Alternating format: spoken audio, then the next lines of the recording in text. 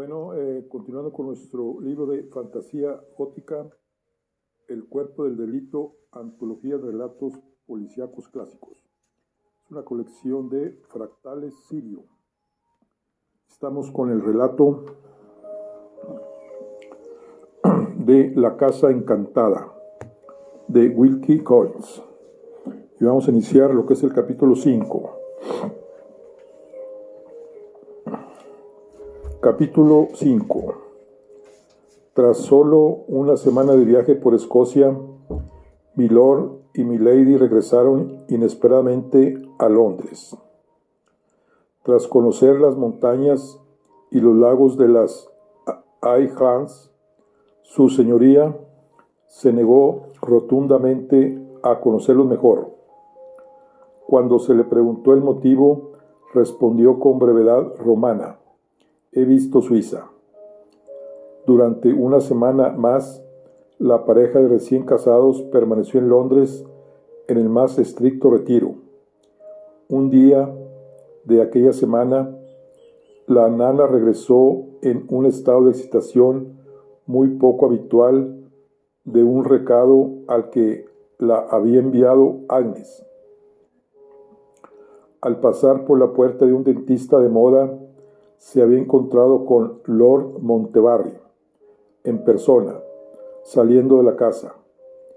El informe de la buena mujer lo describía con malicioso placer, como si tuviera un aspecto miserablemente enfermo. Sus mejillas se están ahuecando, querida, y su barba se está volviendo gris. Espero que el dentista le haya hecho daño.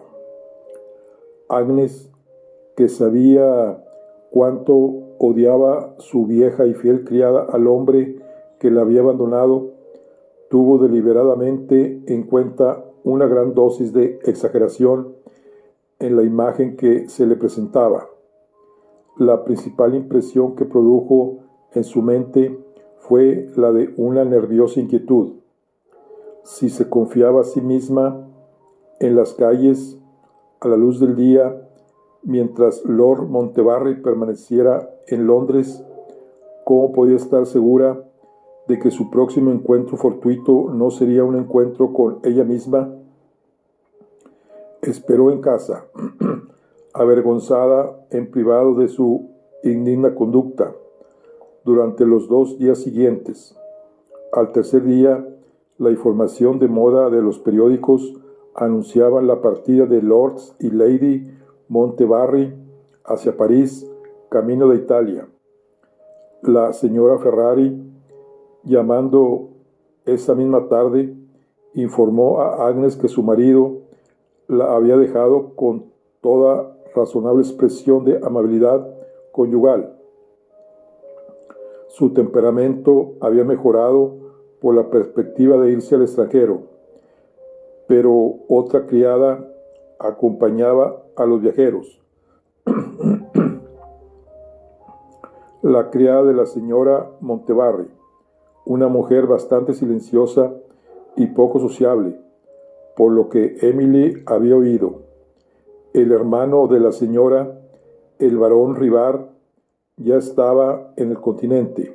Se había acordado que se reuniría con su hermana y su marido en Roma. Una tras otra se sucedieron las semanas aburridas en la vida de Agnes. Afrontó su situación con admirable valor, viendo a sus amigos ocupándose de sus horas de ocio con la lectura y el dibujo, sin dejar de intentar distraer su mente del melancólico recuerdo del pasado. Pero había amado demasiado, fielmente. Había sido herida demasiado profundamente para sentir en grado suficiente la influencia de los remedios morales que empleaba.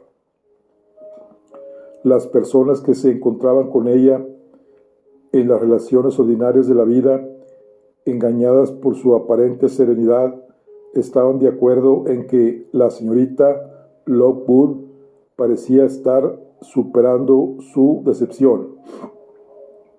Pero una vieja amiga y compañera de escuela que la vio durante una breve visita a Londres, se sintió inexpresablemente afligida por el cambio que detectó en Agnes. Se trataba de la señora Westwick, esposa del hermano de Lord Montevarri, que le seguía en edad y al que Pergach describía como presunto heredero del título. En aquel momento se encontraba fuera, cuidando de sus intereses en unas propiedades mineras que poseía en América. La señora Westwick insistió en llevarse a Agnes con ella a su casa de Irlanda. Ven a hacerme compañía mientras mi marido esté fuera. Mis 3 hijitas te harán su compañera de juegos y la única extraña que conocerás será la institutriz, a quien respondo de antemano por tu agrado. Recoge tus cosas y te llamaré mañana de camino al tren. En estos términos tan cordiales se hizo la invitación. Agnes la aceptó agradecida. Durante 3 felices meses vivió bajo el techo de su amiga. Las niñas lloraban a su alrededor cuando se marchó. La más joven de ellas quería volver con Agnes a Londres. Medio en broma, medio en serio, le dijo a su vieja amiga al despedirse: si tu institutriz te deja, déjame el sitio libre. La señora Westwick se rió. Los niños más sabios se lo tomaron en serio y prometieron avisar a Agnes. El mismo día en que la señorita Lockwood regresó a Londres, recordó aquellas asociaciones con el pasado que más ansiaba olvidar. Después de los primeros besos y saludos, la vieja nana, que había quedado a cargo del alojamiento, tenía una información sorprendente que comunicar, derivada de la esposa del mensajero. Aquí ha estado la pequeña señora Ferrari, querida, en un estado de ánimo espantoso, preguntando cuándo volverías. Su marido ha dejado a Lord Montevarri sin avisar, y nadie sabe qué ha sido de él.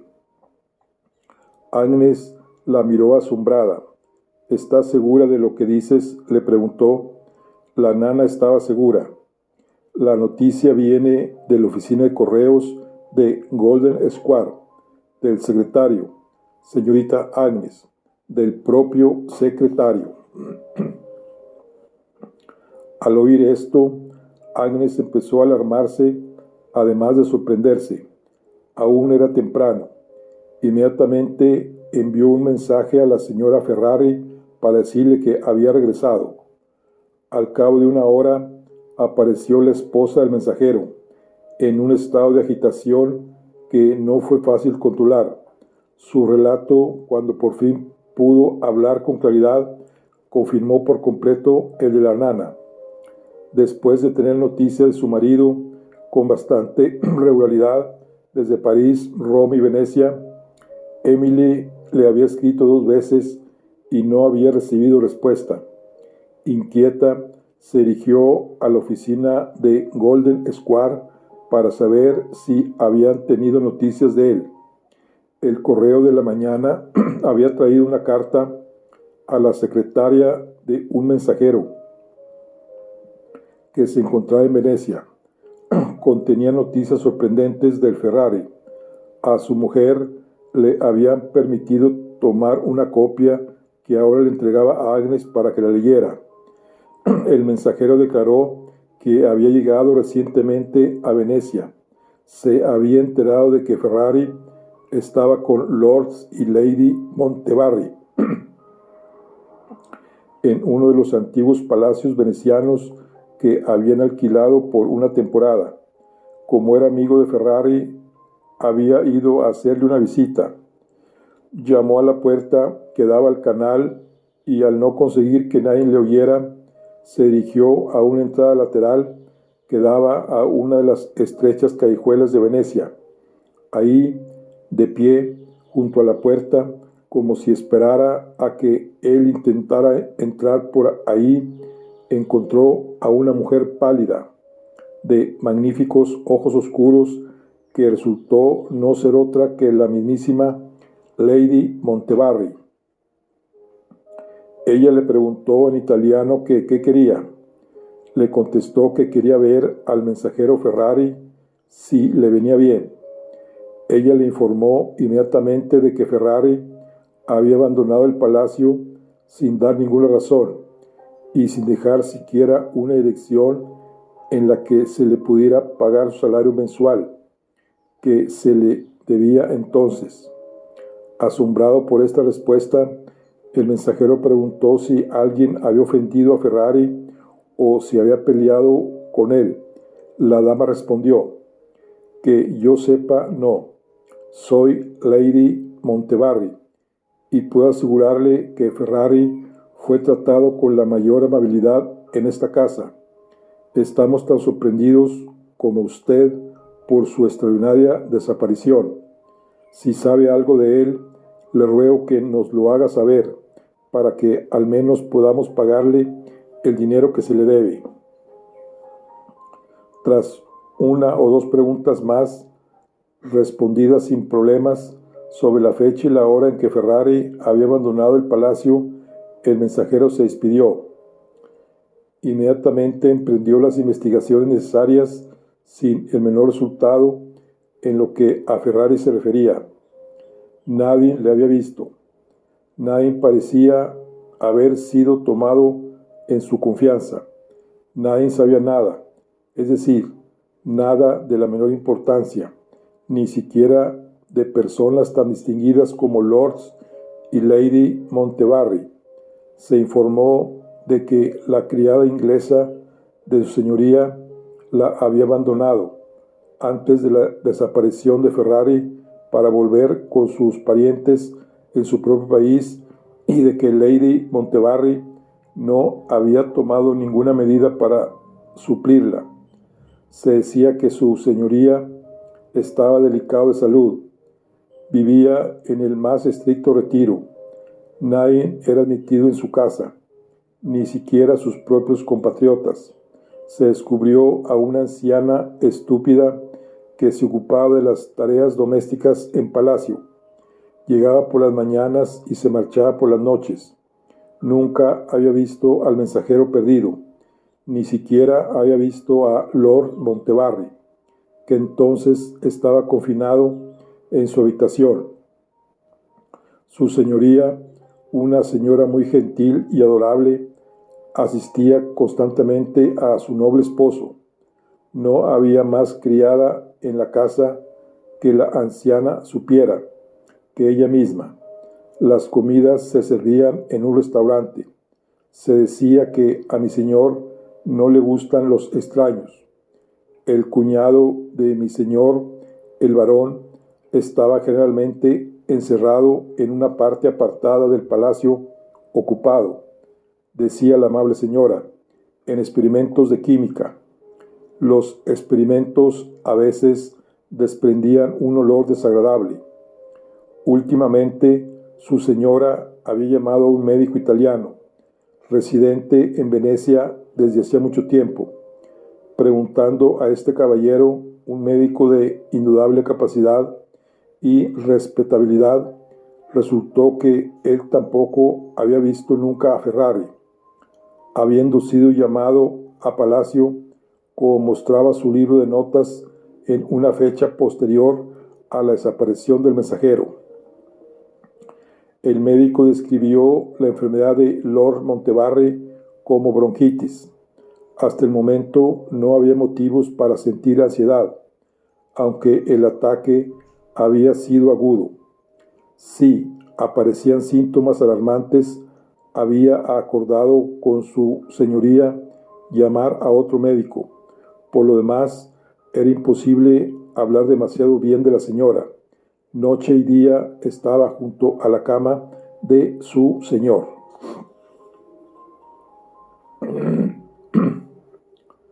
Con estos datos comenzaban y terminaban los descubrimientos del amigo mensajero de Ferrari. La policía buscaba al hombre perdido, y esa era la única esperanza que por el momento podía albergar la esposa de Ferrari. ¿Qué le parece, señorita?, preguntó la pobre mujer con impaciencia. ¿Qué me aconseja que haga? Agnes no sabía qué contestarle. Le costaba incluso escuchar lo que Emily decía. Las referencias a Montevarri en la carta del mensajero, el informe de su enfermedad, la melancólica imagen de su vida retirada, habían reabierto la vieja herida. Ni siquiera pensaba en Ferrari perdido. Su mente estaba en Venecia, junto a la cama del enfermo. No sé qué decir, respondió ella. No tengo experiencia en asuntos serios de este tipo. ¿Cree que le ayudaría, señorita, si leyera las cartas de mi marido para mí? Solo son 3. No le llevará mucho tiempo leerlas. Agnes leyó las cartas con compasión. No estaban escritas en un tono muy tierno. Querida Emily, y afectuosamente tuyo, eran las únicas frases cariñosas que contenían. En la primera carta no se hablaba más favorablemente de Lord Montevarri. Salimos de París mañana. No me gusta mucho mi señor. Es orgulloso y frío, y entre nosotros tacaño en asuntos de dinero. He tenido que discutir por nimiedades tales como unos céntimos en la cuenta del hotel, y ya en 2 ocasiones se han producido agudos comentarios entre la pareja de recién casados, como consecuencia de la libertad de su señoría para comprar cosas bastante tentadoras en las tiendas de París. No puedo permitírmelo. Debes ceñirte a tu asignación. Ya he tenido que oír esas palabras. Por mi parte, la señora me gusta. Tiene unos modales extranjeros agradables y sencillos. Me habla como si yo fuera un ser humano como ella. La segunda carta está fechada en Roma. Los caprichos de mi señor, escribió Ferrari, nos han mantenido perpetuamente en movimiento. Se está volviendo incurablemente inquieto. Sospecho que está inquieto mentalmente. Recuerdos dolorosos, diría yo. Lo encuentro constantemente leyendo viejas cartas cuando su señoría no está presente. Íbamos a detenernos en Génova, pero él nos apresuró. Lo mismo en Florencia. Aquí en Roma, mi señor insiste en descansar. Su hermano nos ha recibido en este lugar. Ya ha habido una disputa, me dice la criada de la dama, entre mi señor y el varón. Este último quería pedir dinero prestado al primero. Su señoría se negó en un lenguaje que ofendió al varón Rivar. Mi señora los apaciguó e hizo que se dieran la mano. La tercera y última carta era de Venecia. Más de la economía de mi señor. En lugar de alojarnos en el hotel, hemos alquilado un viejo palacio húmedo y mohoso. Mi señor insiste en tener las mejores suites donde quiera que vayamos, y el palacio es más barato por 2 meses. Mi señor trató de conseguirlo por más tiempo. Dice que la tranquilidad de Venecia es buena para sus nervios, pero un especulador extranjero ha conseguido el palacio y va a convertirlo en un hotel. El varón sigue con nosotros y ha habido más desacuerdos sobre asuntos de dinero. No me gusta el varón y no encuentro que los atractivos de mi señor aumenten. Ella era mucho más agradable antes de que el varón se uniera a nosotros. Mi señor es un pagador puntual. Con él es una cuestión de honor.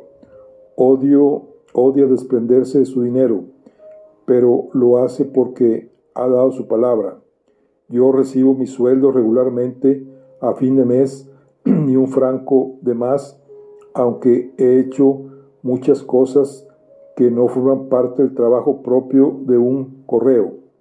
Imagínate que el varón intenta pedirme dinero prestado. Es un jugador empedernido.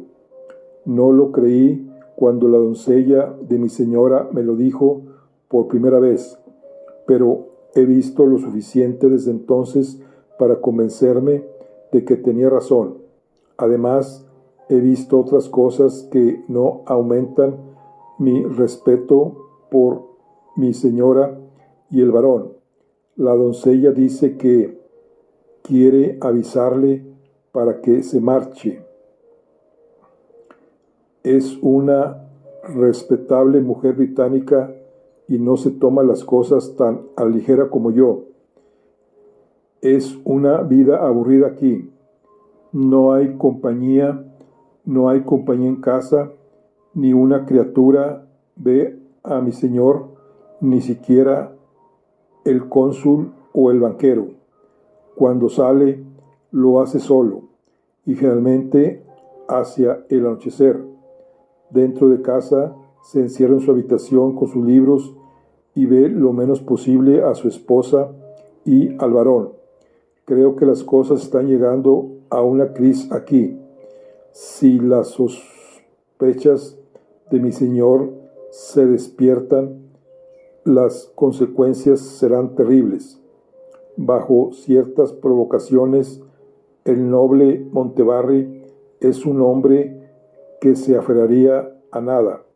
Sin embargo, la paga es buena y no puedo permitirme hablar de abandonar el lugar como la criada de mi señora. Agnes devolvió las cartas, tan sugestivas del castigo que ya había pagado por su propio enamoramiento el hombre que la había abandonado, con sentimiento de vergüenza y angustia que no la hacían apta para aconsejar a la indefensa mujer que dependía de su coraje y de su consejo. Lo único que puedo sugerir, dijo, tras pronunciar unas amables palabras de consuelo y esperanza, es que consultemos a una persona con más experiencia que la nuestra. Supongamos que le escribo y le pido a mi abogado, que es también mi amigo y fideicomisario, que venga a aconsejarnos mañana, después de sus horas de trabajo. Emily aceptó la sugerencia con entusiasmo y gratitud. Se fijó una hora para el encuentro del día siguiente. La correspondencia quedó al cuidado de Agnes y la esposa del mensajero se despidió. Agnes, cansada y angustiada, se tumbó en el sofá para descansar y serenarse. La nana trajo una taza de té. Sus pintorescos cotilleos sobre sí misma y sus ocupaciones mientras Agnes había estado fuera actuaron como un alivio para la sobrecargada mente de su ama. Seguían hablando tranquilamente, cuando la sobresaltó un fuerte golpe en la puerta de la casa. Unos pasos apresurados subieron las escaleras. La puerta del salón se abrió violentamente. La esposa del mensajero entró corriendo como una loca. Está muerto. Lo han asesinado. Fue lo único que pudo decir. Cayó de rodillas a los pies del sofá. Extendió la mano con algo entrelazado y cayó desmayada. La nana, haciendo señas a Agnes para que abriera la ventana, tomó las medidas necesarias para restablecer a la desmayada mujer. «¿Qué es esto?», exclamó. «Aquí hay una carta en su mano. Vea lo que es, señorita». El sobre abierto estaba dirigido, evidentemente con una caligrafía fingida, a la señora Ferrari. El matasellos era de Venecia. El contenido del sobre era una hoja de papel de carta extranjero y un sobre doblado. En el papel de notas solo había una línea escrita. Estaba escrita de nuevo con letra falsa y contenía estas palabras: para consolarte por la pérdida de tu marido. Agnes abrió el contenido a continuación. Era un billete del Banco de Inglaterra de 1000 libras. Bueno, continuamos con el capítulo 6. Al día siguiente, el amigo y asesor jurídico de Agnes, Lockwood, el señor Troy, la visitó con cita previa por la tarde. La señora Ferrari, que aún persistía en la convicción de la muerte de su marido, se había recuperado lo suficiente como para estar presente en la consulta. Asistida por Agnes, contó al abogado lo poco que se sabía de la desaparición de Ferrari y luego presentó la correspondencia relacionada con este suceso. El señor Troy leyó en primer lugar las 3 cartas dirigidas por Ferrari a su esposa. En segundo lugar, la carta escrita por el mensajero amigo de Ferrari, describiendo su visita al palacio y su entrevista con Lady Montevarri. Terceramente, la única línea de escritura anónima que había acompañado el extraordinario regalo de 1000 libras a la esposa de Ferrari. Muy conocido en una época posterior como el abogado que representó a Lady Lydiard en el caso de robo, descrito generalmente como el caso del dinero de mi señora, el señor Troy no solo era un hombre instruido y experimentado en su profesión, sino también un hombre que había visto algo de la sociedad en su país y en el extranjero. Poseía un ojo agudo para el carácter, un humor pintoresco y una naturaleza bondadosa que no se había deteriorado ni siquiera por la experiencia profesional de un abogado con la humanidad. Con todas estas ventajas personales, constituía un interrogante. Sin embargo, si él era el consejero más adecuado que Agnes podría haber elegido, dadas las circunstancias. La pequeña señora Ferrari, con muchos méritos domésticos, era una mujer esencialmente corriente. El señor Troy era la última persona viva que podía atraer sus simpatías. Era exactamente lo contrario de un hombre vulgar. Parece muy enferma, pobrecita. Con esas palabras, el abogado abrió los asuntos de la velada, refiriéndose a la señora Ferrari, tan poco ceremoniosamente como si hubiera estado fuera de la sala. Ha sufrido una conmoción terrible, respondió Agnes. El señor Troy se volvió hacia la señora Ferrari y la miró de nuevo, con el interés que corresponde a la víctima de una conmoción. Tamborileó distraídamente con los dedos sobre la mesa. Por fin le habló. Mi buena señora, ¿no creerá realmente que su marido ha muerto? La señora Ferrari se llevó el pañuelo a los ojos. La palabra muerto era ineficaz para expresar sus sentimientos. Asesinado, dijo con severidad detrás del pañuelo. ¿Por qué? ¿Y por quién?, preguntó el señor Troy. La señora Ferrari pareció tener dificultades para responder. Usted ha leído las cartas de mi marido, señor, comenzó. Creo que descubrió. Llegó hasta ahí y se detuvo. ¿Qué descubrió? La paciencia humana tiene sus límites, incluso la paciencia de una esposa desconsolada. Esta fría pregunta irritó a la señora Ferrari, que por fin se expresó con franqueza. Descubrió a Lady Montevarri y al varón, respondió ella con un estallido de vehemencia histérica. El varón no es más hermano de esa vil mujer que yo. La maldad de esos dos desgraciados llegó a conocimiento de mi pobre y querido marido. La doncella de la señora abandonó su puesto a causa de ello. Si Ferrari se hubiera ido también, él estaría vivo en este momento. Lo han matado. Digo que lo han matado para evitar que llegue a oídos de Lord Montevarri. Así, con frases cortas y tajantes y con acentos cada vez más fuertes, la señora Ferrari expuso su opinión sobre el caso, manteniendo aún en reserva su propia opinión. El señor Troy escuchó con una expresión de satírica aprobación.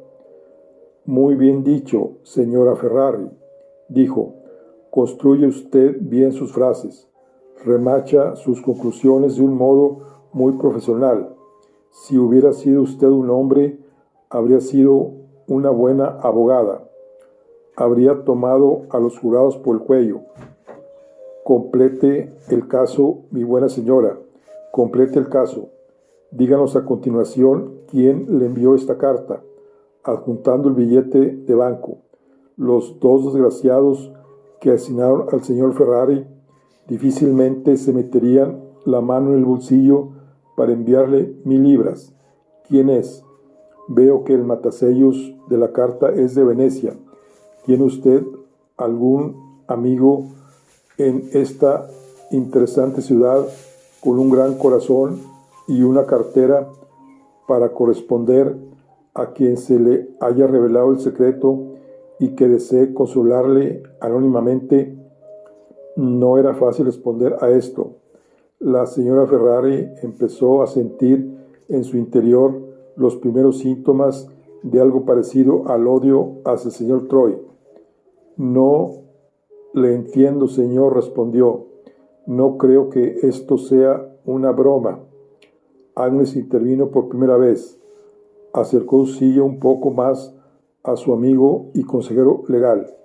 ¿Cuál es la explicación más probable en su opinión?, preguntó. Ofenderé a la señora Ferrari si lo digo, respondió el señor Troy. No, señor, no lo hará, gritó la señora Ferrari, odiando al señor Troy indisimuladamente en ese momento. El abogado se reclinó en su silla. Muy bien, dijo con su mejor humor. Hablemos de ello. Observe, señora, que no discuto su punto de vista sobre la situación del Palacio de Venecia. Tiene las cartas de su marido para justificarla y tiene también el hecho significativo de que la criada de Lady Montevarri abandonó realmente la casa. Diremos pues que Lord Montevarri ha sido presumiblemente víctima de un vil agravio, que el señor Ferrari fue el primero en descubrirlo y que los culpables tenían razones para temer no solo que él pusiera al corriente a Lord Montevarri de su descubrimiento, sino que fuera un testigo principal contra ellos si el escándalo se hacía público en un tribunal. Fíjese, admitiendo todo esto, saco una conclusión totalmente diferente a la que usted ha llegado. Aquí está su marido abandonado en esta miserable casa de 3, en circunstancias muy incómodas para él. ¿Qué es lo que hace? Si no fuera por el billete de banco y el mensaje escrito que le enviaron con él, yo diría que él se había retirado sabiamente de la asociación con un descubrimiento vergonzoso y la exposición, decidiendo secretamente huir. El dinero modifica esta opinión desfavorablemente en lo que concierne al señor Ferrari. Sigo creyendo que se mantiene al margen, pero ahora digo que se le paga por mantenerse al margen. Y ese billete de banco que hay sobre la mesa es el precio de su ausencia enviado por los culpables a su esposa. Los ojos grises y acosos de la señora Ferrari se iluminaron de repente. La tez apagada y monótona de la señora Ferrari se animó con un resplandor de rojo brillante. «Es falso», gritó. «Es una vergüenza hablar así de mi marido». «Le dije que se ofendería», dijo el señor Troy. Agnes se interpuso una vez más en aras de la paz. Tomó la mano de la ofendida esposa. Apeló al abogado para que reconsiderara aquella parte de su teoría que se reflejaba duramente en Ferrari. Cuando aún estaba hablando, el criado la interrumpió entrando en la habitación con una tarjeta de visita. Era la tarjeta de Henry Westwick y en ella había una ominosa petición escrita a lápiz. «Traigo malas noticias.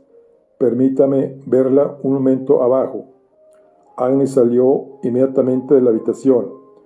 A solas con la señora Ferrari, el señor Troy permitió que su natural bondad de corazón se mostrara por fin, a flor de piel.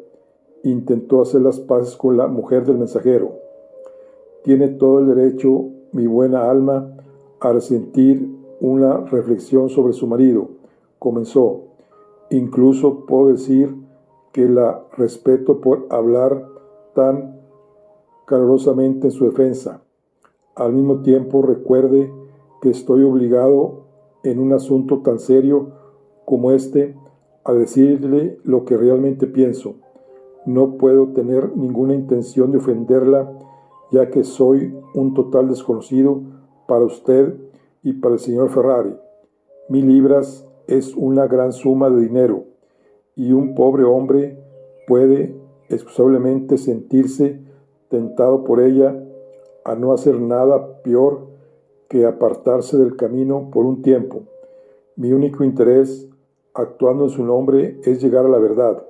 Si me da tiempo, no veo razón para desesperarse de encontrar a su marido».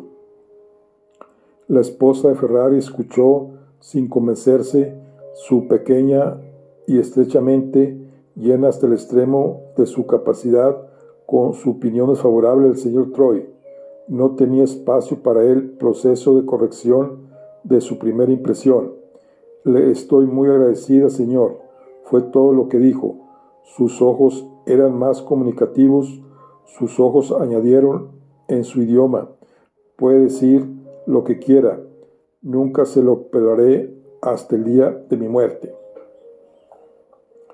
El señor Troy se dio por vencido. Giró tranquilamente en su silla, se metió las manos en los bolsillos y miró por la ventana. Tras un rato de silencio, se abrió la puerta del salón. El señor Troy se giró de nuevo enérgicamente hacia la mesa, esperando ver a Agnes. Para su sorpresa, en su lugar apareció un perfecto desconocido para él, un caballero, en la flor de la vida, con una marcada expresión de dolor y vergüenza en su hermoso rostro. Miró al señor Troy y se inclinó gravemente. «Soy tan desafortunado como para haber traído noticias a la señorita Agnes Lockwood, que la han angustiado mucho», dijo. «Se ha retirado a su habitación. Me ha pedido que la disculpe y que hable con usted en su lugar».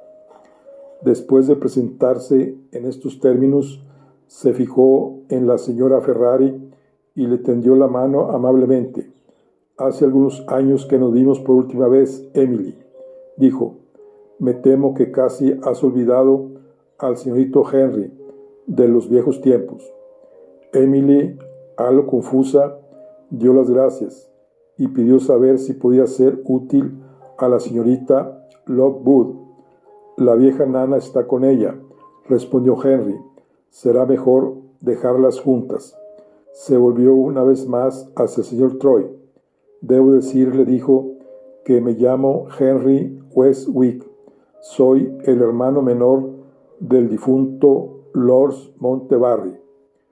«¿El difunto Lord Montebarry?», exclamó el señor Troy. «Mi hermano murió en Venecia ayer por la tarde. Aquí está el telegrama. Con esa sorprendente respuesta, entregó el papel al señor Troy. El mensaje estaba en estas palabras: Lady Montevarri, Venecia, para Stephen Roberts, Westwick, Hotel Newsbury, Londres. Es inútil hacer el viaje. Lord Montevarri murió de bronquitis a las 8:40 de esta tarde. Todos los detalles necesarios por correo. ¿Se lo esperaba, señor?, preguntó el abogado. No puedo decir que nos haya tomado totalmente por sorpresa, respondió Henry. Mi hermano Stephen, que es ahora cabeza de familia, recibió un telegrama hace 3 días informándole de que se había manifestado síntomas alarmantes y de que se había llamado a un segundo médico. Volvió a telegrafiar para decir que había solicitado de Irlanda con destino a Londres, camino de Venecia, y para indicar que se le enviara cualquier otro mensaje a su hotel. La respuesta llegó en un segundo telegrama. Anunciaba que Lord Montevarri se hallaba en estado de insensibilidad y que en sus breves intervalos de conciencia no reconocía a nadie. Aconsejaron a mi hermano que esperara en Londres a recibir más información. El tercer telegrama está ahora en sus manos. Eso es todo lo que sé hasta el momento. Al mirar a la esposa del mensajero, el señor Troy quedó impresionado por la expresión de miedo que se reflejaba en su rostro. Señora Ferrari, dijo, ¿ha oído lo que el señor Westwick acaba de decirme? Cada palabra, señor. ¿Tiene alguna pregunta que hacer? No, señor. Parece alarmada, insistió el abogado. ¿Sigue siendo por su marido? Nunca volveré a ver a mi marido, señor. Lo he pensado todo el tiempo, como usted sabe. Ahora estoy seguro de ello. ¿Segura? Después de lo que acaba de oír. Sí, señor. ¿Puede decirme por qué? No, señor. Es una sensación que tengo. No sé por qué. Oh, una sensación, repitió el señor Troy en un tono de compasivo desprecio. Cuando se trata de sentimientos, mi buena alma. Dejó la frase sin terminar y se levantó para despedirse del señor Westwick. La verdad es que él mismo empezaba a sentirse desconcertado y no quiso que la señora Ferrari se diera cuenta. Acepte la expresión de mi simpatía, señor, dijo cortésmente el señor Westwick. Le deseo buenas noches. Henry se volvió hacia la señora Ferrari cuando el abogado cerró la puerta. Me he enterado de tus problemas, Emily, por la señorita Lockwood. ¿Hay algo que pueda hacer para ayudarte? Nada, señor, gracias. Quizá sea mejor que me vaya a casa después de lo que ha pasado. Llamaré mañana y veré si puedo ser útil a la señorita Agnes. Lo siento mucho por ella. Se alejó con su referencia formal, su paso silencioso y su obstinada resolución de adoptar el punto de vista más sombrío sobre el caso de su marido. Henry Westwick miró a su alrededor, en la soledad del pequeño salón. No había nada que lo retuviera en la casa. Sin embargo, se quedó en ella. Era algo especial estar cerca de Agnes, ver las cosas que le pertenecían y que estaban esparcidas por la habitación. Ahí, en el rincón, estaba su silla, con sus bordados en la mesa de trabajo, a su lado. En el pequeño caballete, junto a la ventana, estaba su último dibujo, aún sin terminar, el libro que había estado leyendo en el sofá, con su pequeño estuche para marcar el lugar donde lo había dejado. Miró uno tras otro los objetos que le recordaban a la mujer que amaba, los tomó con ternura y los volvió a dejar con un suspiro. Ah, qué lejos, qué inalcanzablemente lejos de él estaba todavía. Nunca olvidaría a Montevarri, pensó, mientras tomaba su sombrero para marcharse. Ninguno de nosotros siente su muerte como la siente ella. Miserable, miserable desdichado, cómo lo amaba. En la calle, cuando Henry cerraba la puerta de la casa, lo detuvo un conocido que pasaba por ahí, un hombre inquisitivo y fastidioso, doblemente inoportuno para él en aquel momento. Tristes noticias, Westwick, lo de tu hermano, una muerte bastante inesperada, ¿no? Nunca oímos en el club que los pulmones de Montevarri fueran débiles. ¿Qué harán las oficinas de seguros? Henry se puso en marcha. Nunca había pensado en el seguro de vida de su hermano. ¿Qué podían hacer las oficinas sino pagar? Una muerte por bronquitis, certificada por 2 médicos, era sin duda la menos discutible de todas las muertes. Ojalá no me hubieras hecho esa pregunta, dijo irritado. Ah, dijo su amigo, ¿crees que la viuda recibirá el dinero?